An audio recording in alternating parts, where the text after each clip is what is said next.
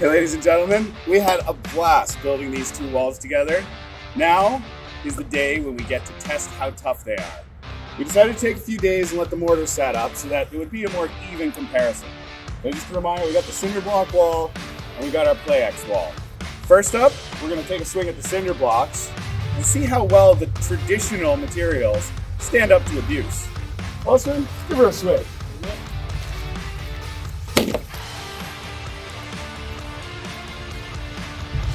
Well, that seemed to break up pretty quick. Want to give it another one just to see if that was a little fluke?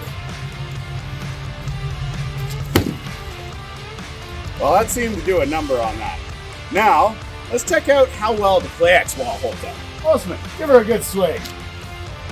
I think we need another one.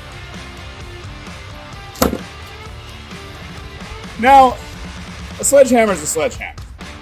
I think we need to get something just a little more powerful to try and really test the durability of it.